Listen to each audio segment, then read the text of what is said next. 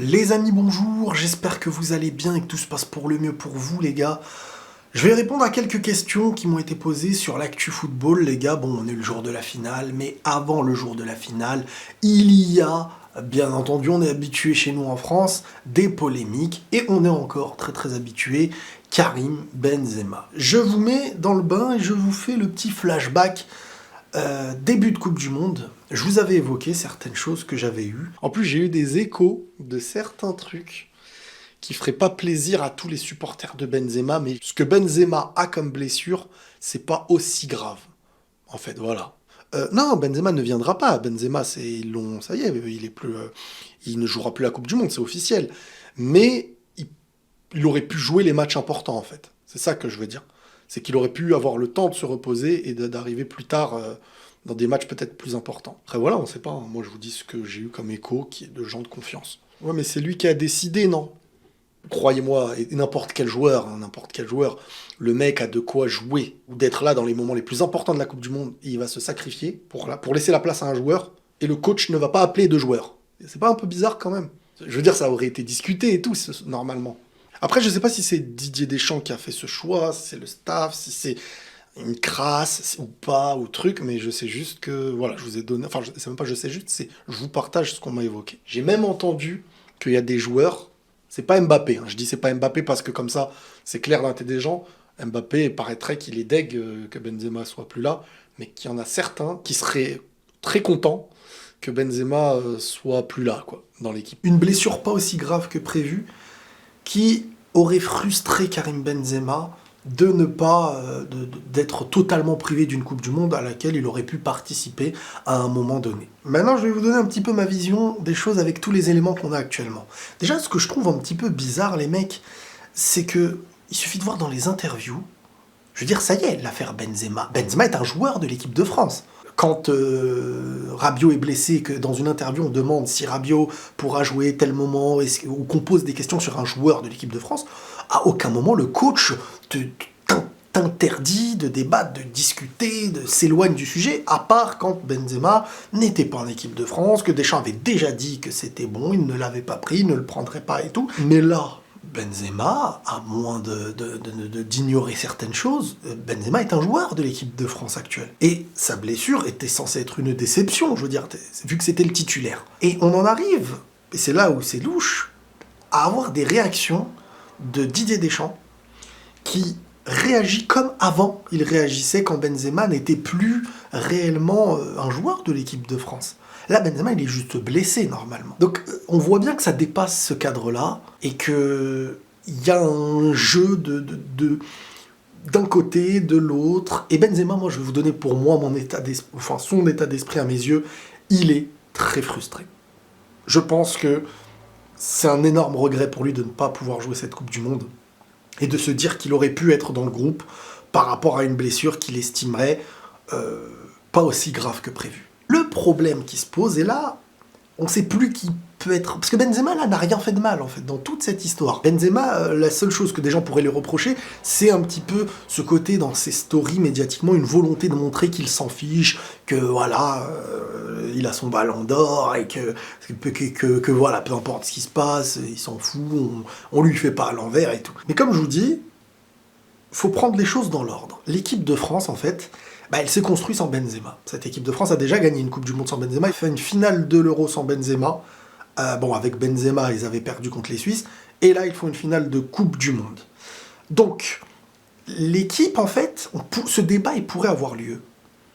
Et moi, le premier, j'aimerais voir Benzema. Je veux dire, c'est... Mais à partir du moment où l'équipe de France gagne sans lui, ça devient très difficile de se dire, bon pourquoi. C'est ce qui sauve un petit peu toute cette polémique. T'as des joueurs en interne, des groupes se sont créés depuis longtemps, un équilibre est créé depuis longtemps, et il y a eu beaucoup de choses politiques, à la fois pour enlever Benzema à un moment, à la fois pour le mettre à un autre moment, ça dépendait des présidents, des premiers ministres et machin. Et on se retrouve donc aujourd'hui avec un Benzema qui était revenu avant cette Coupe du Monde, et qui forcément avait éloigné certains qui étaient à l'aise en équipe de France. Mais quand je dis il l'a éloigné, c'est par le talent qu'il a, par la proportion de son jeu, par ça éloigne certains joueurs. En éloignant certains joueurs, ça aussi fait disparaître d'autres joueurs qui ne pouvaient même plus être présents. Et au final, ça a touché un groupe qui existait déjà. Le mec n'y est pour rien aujourd'hui. C'est-à-dire que Benzema est fort, ils l'ont rappelé, mais en le rappelant, en interne, il y en a qui ça ne leur plaît pas. On peut le comprendre. C'est comme une entreprise, voilà, t'as ton poste, t'as ton truc, donc quelqu'un revient, ça te fait pas plaisir. Sauf que là, Benzema, il arrive, il y a la Coupe du Monde. Dans sa tête, c'est sa dernière hyper grosse compétition. Je pense que c'est l'histoire de son rêve qui peut se terminer avec une Coupe du Monde et faire de lui un joueur incroyable. Et là, cette petite blessure qui était une question de quelques semaines, et d'un coup, boum, on le renvoie à la maison. Je vous l'ai déjà dit encore une fois au début de la Coupe du Monde, cette histoire de je voulais laisser une place à quelqu'un d'autre, je n'y crois pas une seconde. Je n'y crois pas une seconde et on a les preuves. Et en fait, tu sens qu'il y a comme un éloignement. Quand un journaliste pose une question à Dembélé, je sais pas, c'est un joueur de votre équipe, Benzema, défendez-le, dites-le, voilà, on aurait aimé, on sait pas. Mais dès que ça parle de Benzema, les réactions, comme si en interne, il y avait eu cette discussion, attention, si on évoque le sujet Benzema, les gars, attention. Et c'est ça, en fait, qui aujourd'hui devient perturbant. Tu te dis que Benzema, ce débat, c'est pas le joueur d'une équipe comme tous les autres. C'est celui qui est revenu, mais même en revenant, il y avait ce sentiment qu'il était encore étranger à tout ça. Il y avait ce lien avec Mbappé, mais tu avais le sentiment cette petite cassure. Et donc la frustration de ne pas pouvoir être revenu alors qu'il était apte à revenir, j'imagine que c'est quand même frustrant. Je veux dire, imaginez-vous à la place de Benzema. Vous êtes joueur, vous pouvez jouer la Coupe du Monde, juste vous avez quelques semaines d'absence, vous êtes un leader, et on se prive totalement de vous. C'est frustrant. Et ça aurait pu mettre du tort à l'équipe si l'équipe n'avait pas gagné. Mais l'équipe, pour l'instant, est en finale de Coupe du Monde, et donc tu ne peux même pas aller dans ce débat-là. Et ça peut être hyper frustrant pour Benzema. Parce qu'il doit se sentir limite rejeté sur le moment, et de l'autre côté, se dire, ouais, mais on ne peut rien dire. Et on ne peut rien dire. Et tout fan de Benzema ne peuvent rien dire. Parce que c'est le collectif qui prime, et le collectif, pour l'instant, est allé en finale de Coupe du Monde. Et il y a un équilibre qui s'est créé, un groupe qui existe ensemble depuis très longtemps. Donc comprenons bien le truc. C'est hyper frustrant. Maintenant, est-ce qu'il y a quelque chose entre Deschamps, Benzema? Il y a beaucoup d'écrits, comme quoi Deschamps aurait été déçu de... Et voilà, on veut...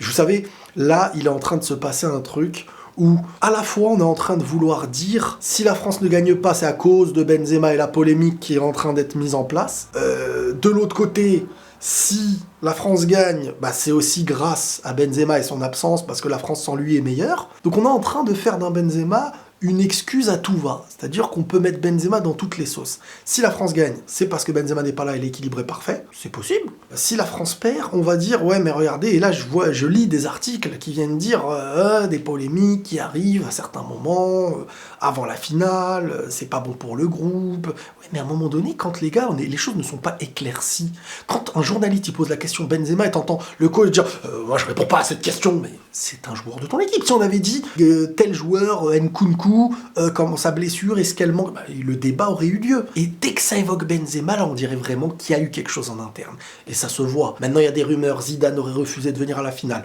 T'as Benzema qui poste des stories avec Zidane ensemble, Benzema qui a le ballon d'or et lui un petit peu par ego qui est en train de dire j'existe aussi sans vous, tu sais plus qui est le plus touché et qui a touché qui en étant touché au départ.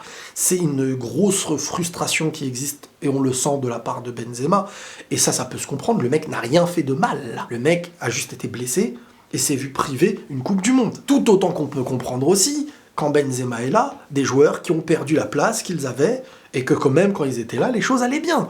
Donc c'est le monde du travail, j'ai envie de dire. C'est la représentation du monde du travail, c'est comme ça. Demain, tu arrives dans une entreprise, quelqu'un qui a une place et il se sent bien dans cette place, si tu lui prends, il va pas te serrer la patte et te faire la bise en te disant au revoir, à part s'il y a une part d'hypocrisie ou que le mec, il est vraiment bon. Mais vous avez compris ce que je veux dire.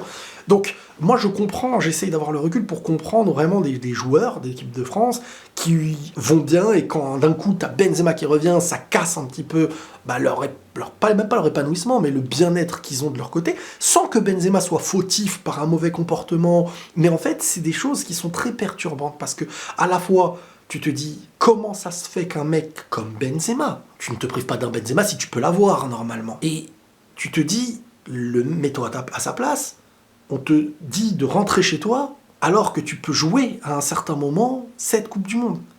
Mais le problème, c'est que l'équipe, elle gagne. Problème pour Benzema, pas problème parce qu'il veut pas que la France gagne, j'en sais rien, je suis pas dans sa tête. Mais problème dans le sens où tu ne peux pas venir reprocher quoi que ce soit tant que la victoire est là. Et ça, je le disais depuis toujours, hein, quand Benzema n'était pas en équipe de France, on voulait le voir, etc. Il y a eu un moment, une petite baisse de régime, Benzema est venu, voilà. Mais là, en fait, Benzema, le problème, c'est qu'il n'est pas en équipe de France comme un autre joueur. Il y a l'équipe de France et il y a Benzema en tant qu'étranger. Pas étranger par ses origines, mais étranger par rapport au groupe qui existe depuis bien longtemps.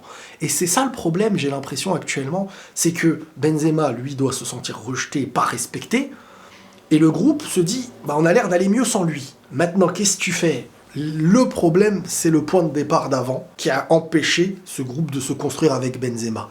Et aujourd'hui, je pense que Benzema avec l'équipe de France, ça va être très compliqué. Je parle, à part si un nouveau coach arrive, et que tout repart à zéro, mais Benzema a un certain âge, et je pense que ça y est, il passe à côté de la dernière Coupe du Monde, son dernier gros trophée avec l'équipe de France. Il y a peut-être l'Euro derrière dans 2 ans, mais... Donc voilà déjà par rapport à Benzema et ce que j'en pense. Donc j'en pense que beaucoup sont victimes de tout ça. Malheureusement, il y a ceux qui tombent sur l'un, il y a ceux qui tombent sur l'autre, et chacun voit son intérêt, en fait. Chacun voit son intérêt, mais je peux comprendre aussi la frustration de Benzema, de se dire je suis apte à jouer, je suis joueur de l'équipe de France, pourquoi je suis pas avec vous les gars ? Je peux le comprendre ce truc là. Et de l'autre côté, je comprends aussi les mecs qui se battent pour leur place, surtout en étant à leur place, ils gagnent. Maintenant s'ils perdent la finale et qu'on sent qu'il manquait une individualité comme Benzema, la question elle peut revenir. Mais pour l'instant, ce débat n'a pas lieu. Et malheureusement, c'est ce qui doit frustrer aussi Benzema. Donc après Benzema, il réagit avec ego par rapport à ses stories, en lançant des messages codés, je pense. Mais sans pour autant nuire ou salir quelqu'un. Juste, il montre, voilà, je suis encore là, machin. Et t'as son entourage et t'as certains de ses amis, j'ai l'impression qu'ils partagent des choses parce qu'ils sont aussi frustrés de voir leur ami ne pas être en équipe de France alors qu'ils pourraient l'être, et qu'il n'y a pas un message public, limite de l'équipe de France qui est son équipe, il n'a pas été viré de ce qu'on sait, ça y est, il rejouait avec eux, et à part Tchouaméni qui avait dit du bien de Benzema dans cette Coupe du Monde au début, voilà, il n'y a eu que des rumeurs venant à dire que le groupe maintenant vit bien, que machin, truc... Et je veux dire, le gars n'a rien fait de mauvais, il sent que son équipe ne parle même pas de lui. Quand une question vient, je peux comprendre que ça frustre. Bon, maintenant on revient sur 2-3 petites questions. Alors, il y a une personne qui me dit... Première question, que penses-tu des Français qui veulent voir Messi soulever la Coupe du Monde pour soi-disant la beauté du foot? Et ma deuxième, un peu plus sur ton ressenti par rapport au comportement de Benzema suite aux dernières infos presse. Le comportement de Benzema, je vous ai évoqué que... C'est quoi le comportement de Benzema? C'est de ne pas avoir à être frustré, peut-être de se taire en story, peut-être. Sinon, pour revenir sur les Français qui ne veulent pas... Moi les gars, ça par contre, je vous promets, ça commence à m'énerver pour de vrai. Si quelqu'un... On dirait qu'il y a des gens, ils cherchent de l'amour. Mais pas au titre individuel, mais c'est la même chose. T'es en France, tu dois aimer ton pays. T'es dans cette ville, tu dois aimer ta ville. Tu dois m'aimer, pourquoi tu ne m'aimes pas? Les gars, aimez ce que vous voulez aimer. Si quelqu'un n'arrive pas à aimer quelque chose, il faut se poser la question de pourquoi il n'aime pas cette chose. Soit, alors, il y a une part de bébête dans l'histoire, et donc il se la joue rebelle. S'il n'y a pas de raison, peut-être que le gars, il est bébête, j'en sais rien. Mais après... Quand j'en entends dire ailleurs, ce n'est pas comme ça et tout, mais alors faut aller plus loin dans la réflexion. Faut aussi se dire pourquoi ailleurs certains ressentent un sentiment d'appartenance à leur pays, que ce débat n'existe pas, peu importe la couleur de peau qu'ils ont, etc. Origine, religion, ils se sentent aimés du pays et eux aiment le pays. Et de l'autre côté, il faut aussi se poser la question de pourquoi chez nous, il y a une remise en question à faire de beaucoup de côtés. Mais à force de dire aux gens aimez-nous, si tu ne nous aimes pas, t'es un traître, mais vous allez rien gagner, et les gens, ça va rien changer à leur vie. Et au contraire, tu ne réclames pas de l'amour. Il faut se poser la question de pourquoi. C'est comme dans un couple. Ta femme ne t'aime plus. Tu vas pas lui dire « aime-moi ». Quelle honte, aime-moi. Non, elle m'aime plus, pourquoi? Qu'est-ce qui se passe? Pourquoi tel comportement? Pourquoi dans d'autres pays ils sont fiers? Pourquoi ici, il y en a ils sont pas fiers, d'autres fiers? C'est aussi ça, parce que moi je comprends pas cette hypocrisie. Et là je parle en dehors de l'aspect qu'on évoque dans le foot, mais je veux dire maintenant, quelqu'un préfère Messi à l'équipe... Alors on n'est pas à la guerre, hein, rassurez-moi, c'est la guerre ou pas? Parce que je suis pas au courant. Moi je suis pas pour l'Argentine, mais des gens qui préfèrent Messi à que la France gagne la Coupe du Monde, Vous pensez que ça m'empêche de dormir? Mais c'est des mecs qui supportent plus un joueur. On va dire quoi? T'as un footix, machin. Ok, mais bon, si c'est son envie, si c'est son plaisir, comment tu veux lui retirer qu'il fasse semblant? C'est comme moi, quand je supporte le Real, et qu'on me dit, mais t'es pas espagnol, je vais faire semblant de supporter ce qui est à côté de moi, pour te faire plaisir. Je fais quoi? Donne-moi la recette. Je fais quoi? Je change mon sentiment. Je fais quoi? Bah, expliquer. Donc, à un moment donné, le foot, le sport, c'est une passion, et c'est des choix du cœur. Tu peux pas dire « Et pourquoi tu ne m'aimes pas ?» Et arrêtez, remise en question. Donc si on évoque le pays, pourquoi beaucoup de gens ne ressentent pas l'amour de ce pays comme certains pays? Faut qu'on se remette en question et qu'on réfléchisse. Au lieu de dire « Ah, t'es un traître », ça va rien changer. Quand quelqu'un ne t'aime pas, faut chercher à comprendre pourquoi. Parce que s'il se sent bien, il va t'aimer. Pourquoi il se sent pas bien? Est-ce que c'est lui qui est perdu? Est-ce que c'est lui qui n'a pas compris? Ou alors, il y a une remise en question à avoir sur le pourquoi il ne se sent pas aimé, pourquoi il ne se sent pas représenté, et pourquoi il n'arrive pas à être fier de la représentation du lieu dans lequel il est. Parce qu'il y a aussi une option. On peut savoir ce qu'on est sans être fier de certaines choses, et on ne veut pas le revendiquer avec fierté, mais avec réalité. On peut être fier d'être je ne sais quelle origine, et savoir pointer du doigt des choses très graves de cette origine. Dans tel pays, dans telle politique. Donc on peut être et assumer d'être sans pour autant dire « je suis fier actuellement d'être ». J'ai été fier par le passé. Aujourd'hui, j'en suis peut-être un petit peu moins fier. Parce qu'aujourd'hui, ce qu'on est, c'est pas très beau. L'image qu'on donne au monde, etc., etc. Mais on l'est. On est français. On est ceci. On est cela. Ça, c'est pas une question qui se remet en question. Maintenant, la fierté de quelque chose, c'est différent. Imaginons tu es né dans une famille de mafieux.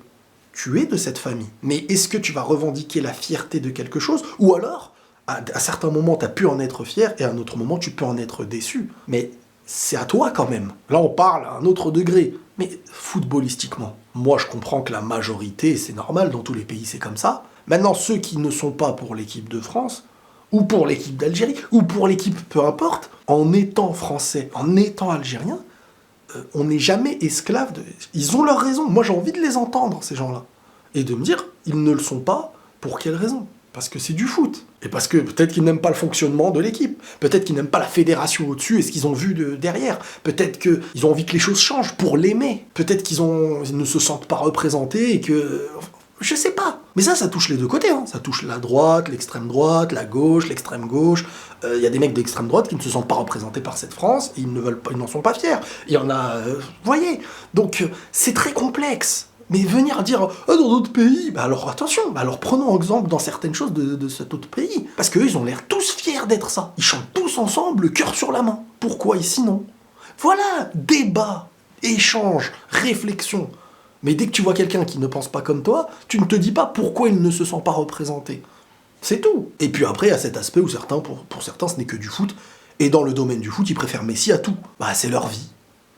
C'est peut-être pas dans notre conception, mais eux, en tout cas, c'est ce qui est le plus important à leurs yeux. J'y peux rien. Ce n'est pas mon cas. Je sais que tu es quelqu'un de très objectif et que tu sais faire la part des choses. Très souvent, quand on commence comme ça, c'est qu'on essaye de me diriger vers une réponse en mode c'est moi qui te décide ce que tu vas dire, sinon t'es plus objectif. J'aimerais savoir pour qui d'entre Messi et Ronaldo est le meilleur et quels sont les points qui rendent meilleur l'autre. Moi, à un moment donné, les gars, soyons, honnêtement, venez 2 secondes, on réfléchit comme des adultes. Si un est meilleur que l'autre, qu'est-ce que ça change à l'autre et à tout ce que t'as aimé chez l'autre? Sincèrement, 2 minutes réflexion tout seul, il n'y a plus personne d'autre, il y a moi et moi. Imaginons, on me dit Messi est meilleur que Ronaldo. Il a plus de ballons d'or, machin et tout. Ok. Est-ce que ça change tout le bien que je pense de Ronaldo? Est-ce que ça change tout ce que Ronaldo a fait? Est-ce que ça change tous les moments où il a pu être aussi meilleur que Messi, ballon d'or, etc.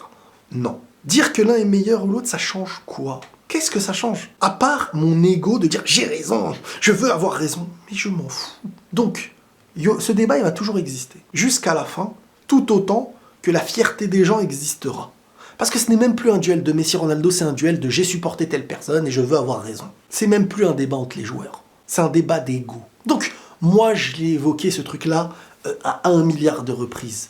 Je trouve les qualités à Messi, je trouve les qualités à Ronaldo. Et en fonction des périodes, j'ai vu Ronaldo gagner pendant que Messi ne gagnait pas, alors que Ronaldo portait l'équipe et Messi ne la portait plus. Et j'ai vu Messi faire des choses que Ronaldo ne faisait pas et qu'il ne fera jamais. Donc, il y a eu des périodes, il y a eu des moments. Maintenant, c'est un football différent. C'est un football athlétique, c'est un football aérien, c'est un football puissant, et de l'autre côté c'est un football finesse, c'est un football vista, c'est un football technique, si ce n'est la plus grande technique de l'histoire. Voilà, c'est un débat, c'est très difficile de mettre l'un devant l'autre. Si on définit le talent, si on définit la capacité, si on définit basculer un match dans une équipe qui n'est pas dominatrice, si c'est être maître d'une équipe dominatrice, c'est très complexe le foot. Maintenant, si on s'arrête qu'au génie, balle au pied, etc., c'est très compliqué. Mais moi, je m'en fous qu'on vienne de me dire Messi meilleur que Ronaldo ou pas, ça va pas changer mon opinion sur les deux, qui sont des monstres que je respecte énormément. J'ai eu des moments où pour moi Messi était clairement meilleur que Ronaldo. Et il y a eu les phases de Ronaldo où je me disais ça y est, Ronaldo maintenant est passé devant. Et à partir du moment où ce débat existe depuis des années et des années, vous n'auriez jamais ce débat entre Messi, Ben Arfa, parce que le débat n'existe pas. Quand un débat il dure des années, c'est qu'à vos yeux il existe. Si vous vous battez pour dénigrer l'autre, c'est parce qu'il dérange un peu votre duel. C'est que vous n'arrivez pas à voir votre joueur tout seul. Et tant que ça vous dérangera, c'est qu'au fond, le duel existera toujours. Voilà. Bon les amis, demain c'est la finale, ça dépend demain ou ce soir à quel moment tu verras la vidéo. Les amis, on se tient au jus après tout ça, prenez tous soin de vous et la paix sur vous.